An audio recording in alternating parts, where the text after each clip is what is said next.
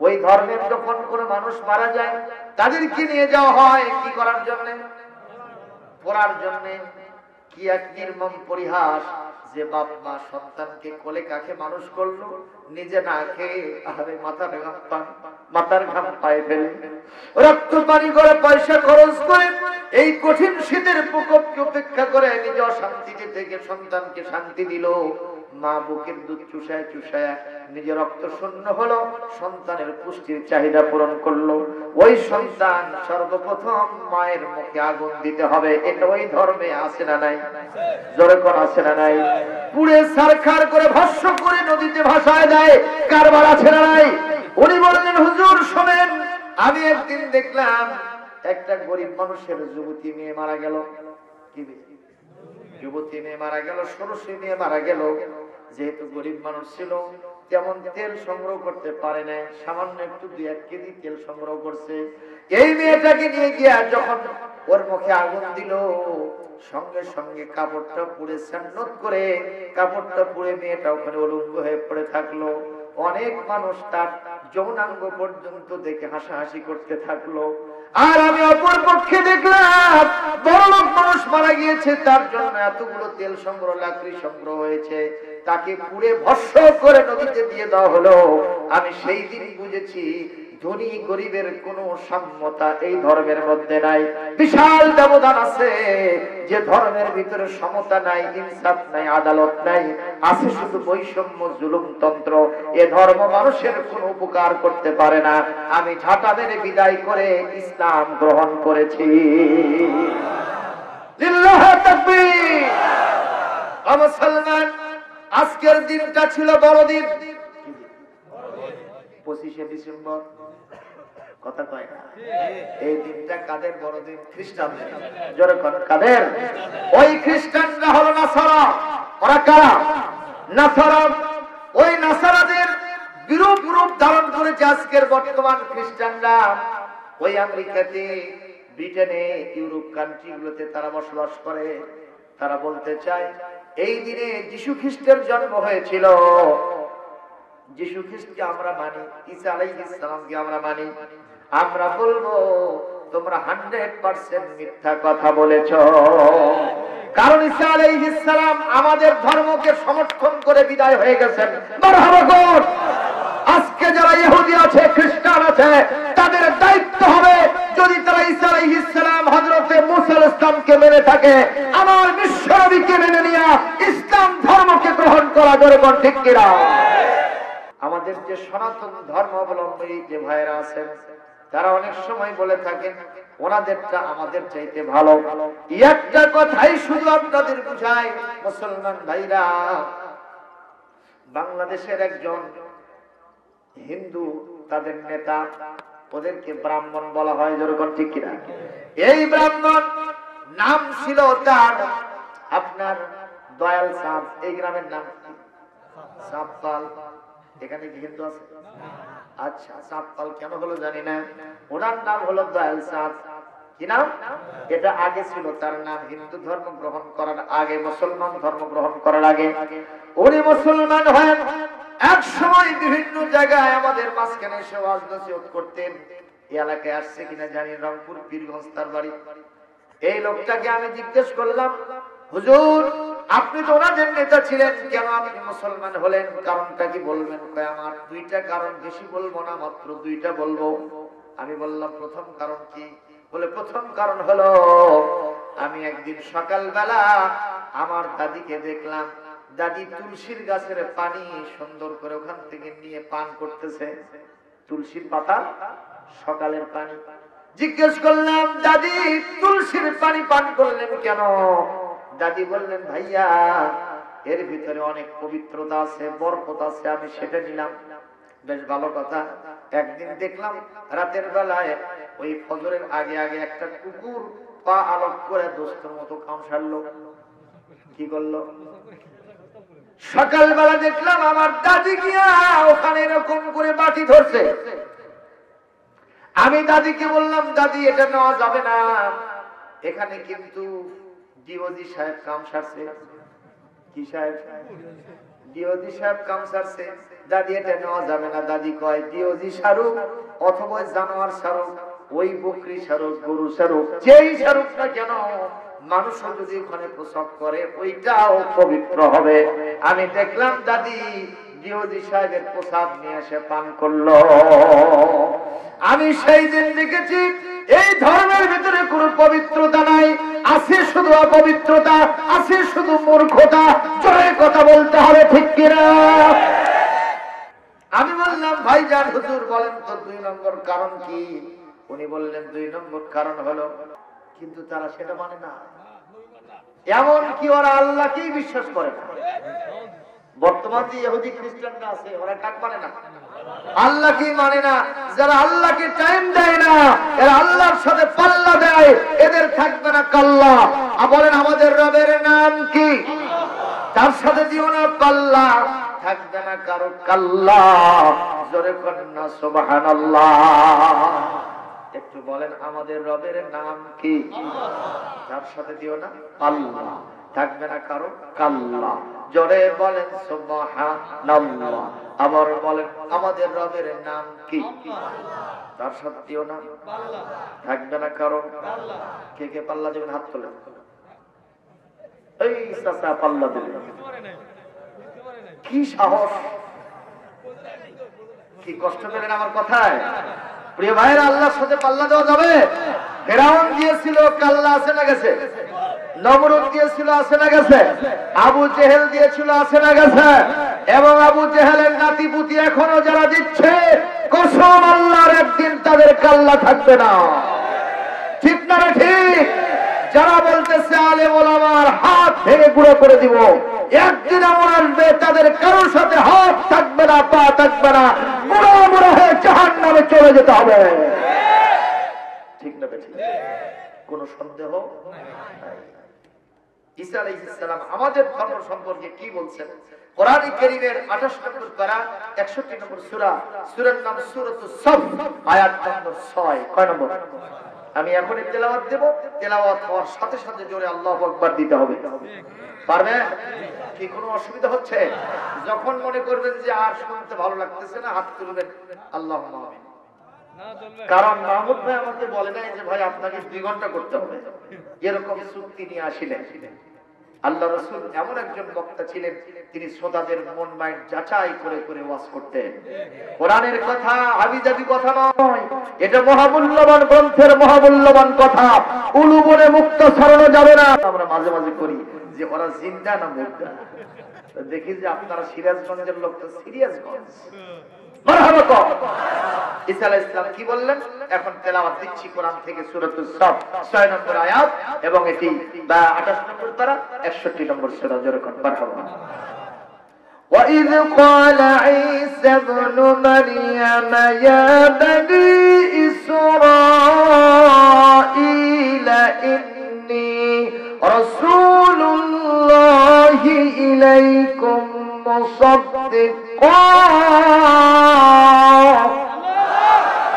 مصدقا لما بين يدي من التوراة ومبشرا برسول يأتي من بعد اسمه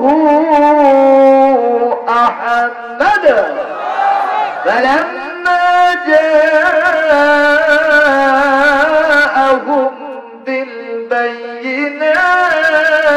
بالبينات قالوا هذا سحر مبين। তেলাওয়াত শুনে মজা লাগে না বোঝা লাগে? তাহলে আরো একটু জোরে বলুন আল্লাহু আকবার। আল্লাহু আকবার বলো রে মুমিন, আল্লাহু আকবার বলো রে মুমিন। তারি আকাশ আর তারি জমিন, আল্লাহু আকবার বলো রে মুমিন। আই কোরআনেরই কথা বলি, আই হাদিসেরই পথে চলি, চললে এ পথে জানি যাবে দুর্দিন, চললে এ পথে জানি আসবে সুদিন। আল্লাহু আকবার বলো রে মুমিন, জোরে আল্লাহু আকবার। তারি আকাশ আর তারি জমিন, আল্লাহু আকবার বলো রে মুমিন। আল্লাহু আকবারের গুণ আছে না নাই? এই আমাদের পার্শ্ববর্তী দেশ ভারতে, ওখানে এক হিন্দু মহিলা 10 মাসে গর্ভবতী, নির্ধারিত সময় এক্সপায়ার হয়ে যাচ্ছে, সময় পার হয়ে যাচ্ছে, কিন্তু বাচ্চা হচ্ছে না, প্রসব হচ্ছে না। তখন মেয়েটাকে নিয়ে তার পরিবারের সদস্যরা ধ্যানে করে ক্লিনিকে নিচ্ছিল। সেখানে সিজার, আমাদের দেশে সিজার আছে না নাই? পেট কাটাকাটি আছে, এবং আগে থেকে প্রস্তুতি নিয়েই থাকে। এতে কি লস হয় জানেন? অ্যাবনরমাল পদ্ধতিতে আগে নয়, নরমাল পদ্ধতিতে হবে কিনা এটা চেষ্টা করে দেখা দরকার। আল্লাহর উপরে মানুষের তাওয়াক্কুল কমে গেছে, ভরসা কমে গেছে, যার কারণে আজকে অবস্থার সৃষ্টি হয়েছে। জনগণ ঠিক না বেশি?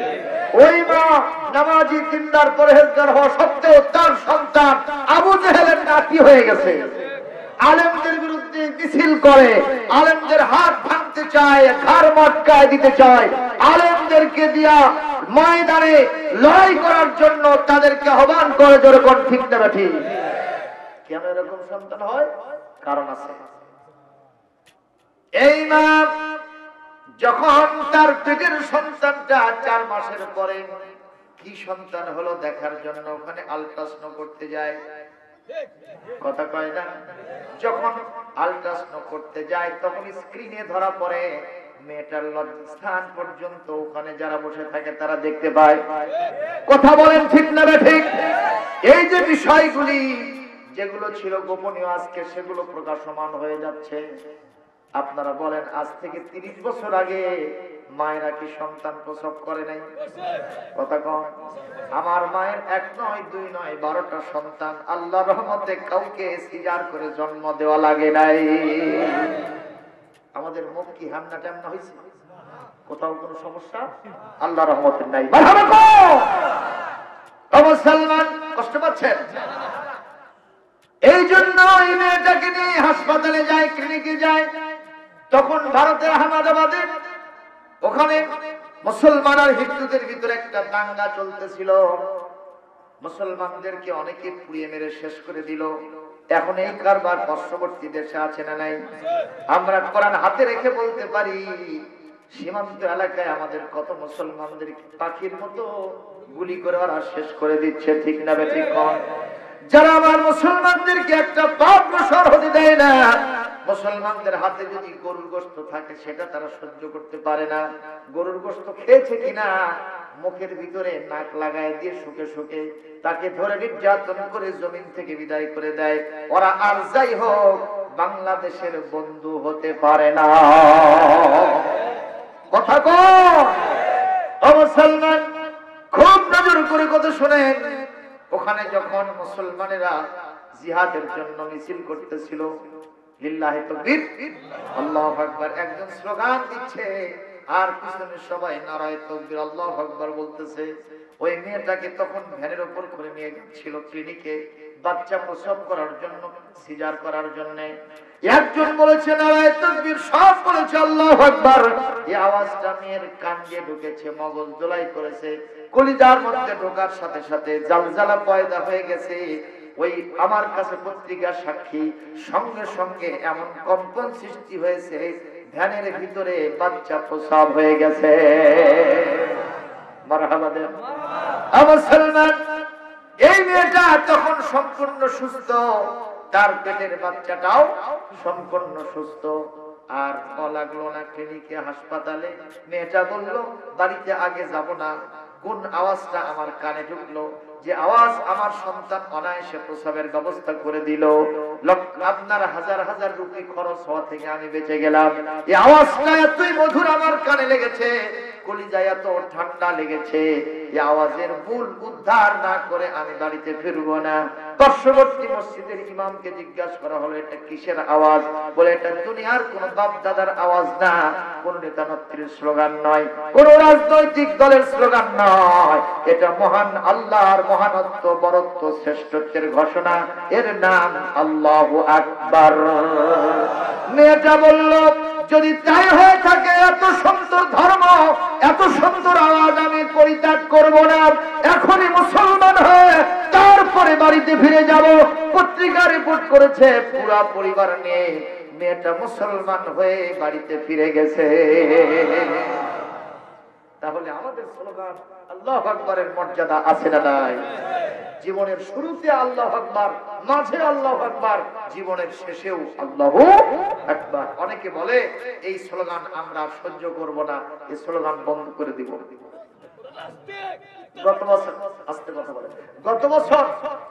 গত বছর এক নেতা বলেছিল, কোন নেতা আমি তার নাম বলবো না, বাই নেমে কথা বলবো না, নেতাজি বলেছিল যে এই আওয়াজের আমরা কবর রচনা করেছি, এই আওয়াজটা বাংলাদেশে যারা দেবে আমরা তাদের হাত পা ভেঙে গুঁড়ো করে দেব, এই আওয়াজ আর চলতে পারে না।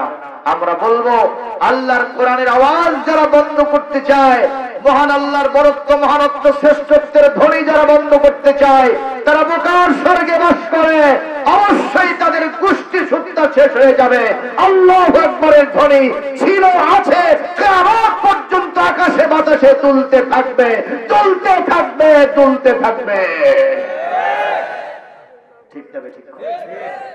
আপনারা কি এই ধ্বনির সাথে থাকতে রাজি আছেন নাকি বলবেন জালো জালো আগুন জালো? এরকম মিছিল বাংলাদেশে আছে না?